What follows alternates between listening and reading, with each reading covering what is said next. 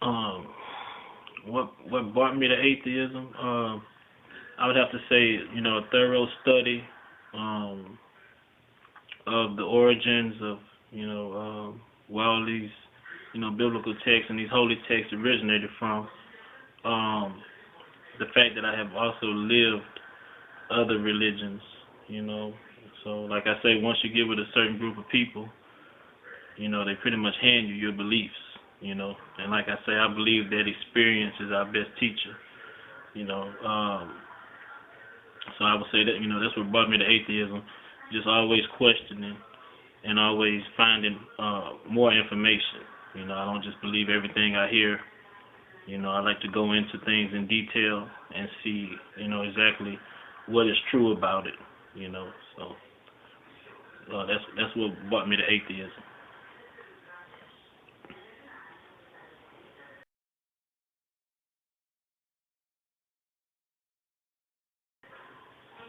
What has changed in my life since becoming an atheist? A lot of things have changed. Just the way I view the world, the way I see things. I feel like time is running short. I don't believe in that there's anything after this. So I'm trying to live this one like this the only life I have. So that's what has changed mostly. The way I make decisions. I just always being rational and critical and logical with the decisions I make.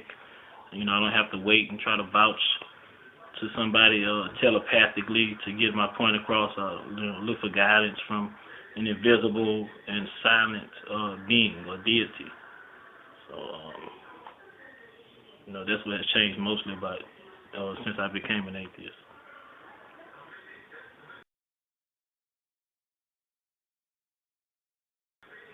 Why does it matter? I mean, it matters. It bothers me that people are delusional around me.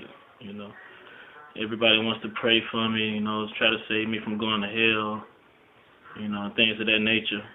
But they just pushing your beliefs. It's kind of like putting voodoo on somebody. If you don't believe in voodoo, me hanging a chicken over your doorstep really ain't gonna have too much effect on you.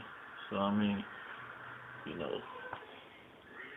it does matter to me. Especially with policy making and secular issues, being influenced by religious people. The way they treat gays and the way they treat women, and just it's just ridiculous. This shit has to come to an end at some point. How long are we gonna be in the Bronze Age? How long do these gods live? When do they expire? I mean, we don't worship the same gods that the Mayans worship or the same gods that the Greeks worship. Um, you know, how long do these gods last?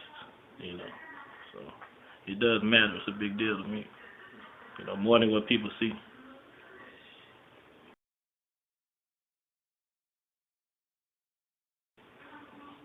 Who influences me?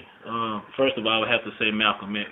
Um, my number one influence in life. Malcolm X showed me how to change my mind. And how to adapt when information has evolved. And he always was willing to, apologize and say he was wrong. That's what I like about atheism and science. Science is not concerned with being right, whereas religion, always wants to have some kind of spiritual answer toward everything, just to be right. You know, um, Malcolm X, musically, I love Pimp C. He was really on to some stuff before he passed back in '08. Speaking out on, the establishment and, hiding things from the public and things of that nature, doing a lot of reading and things of that nature, talking about coming together, right before his death. Tupac, of course, Marcus Garvey, more contemporary, I would have to say, Richard Dawkins and Sam Harris, Matt Dillon, Christopher Hitchens. He's a little controversial, but he was a great writer. Um, so those are my big influences right now. And of course, my man Bart Ehrman, professor of public religious studies in North Carolina, Chapel Hill. So Boy Herman, big ups to Boy Herman.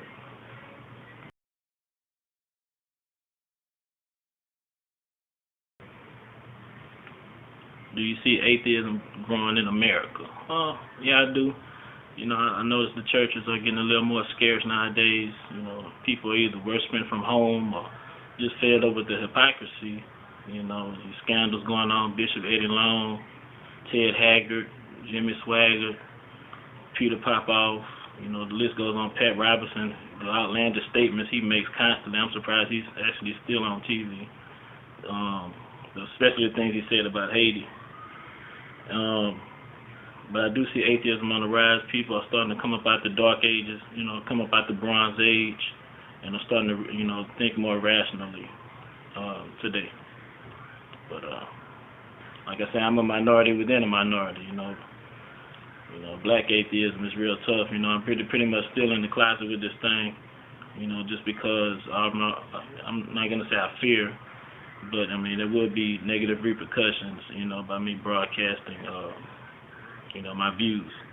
So I've already caught so much flack throughout the years, but luckily I'm well learned to where I can actually represent, you know, the way I feel and, you know, justify my beliefs through reason and logic, you know. So I do see atheism on the rise. So thank goodness for that.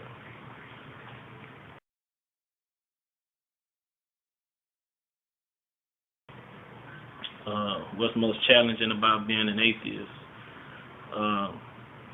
Just, you know, the fact that so many more other people have these religious beliefs and they, you know, they feel that you're of the devil and, you know, I'm doing the devil's work.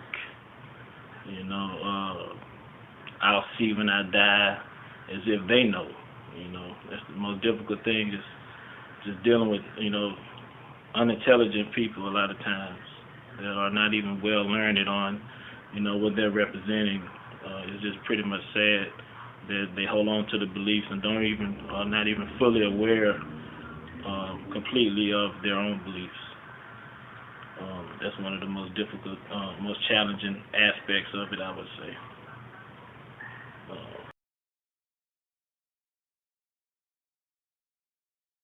And what advice do I have for black atheists? Basically, make sure you have all your information intact before you start displaying, you know, your beliefs, because, you know, they'll try to eat you up. They'll try to pray for you. They'll try to get you to sit down with them, you know, and put holy water on you and have you feeling like shit. And, you know, just make sure you know what you're talking about before you actually jump out there like that. You know, so I mean, I learned that along the way.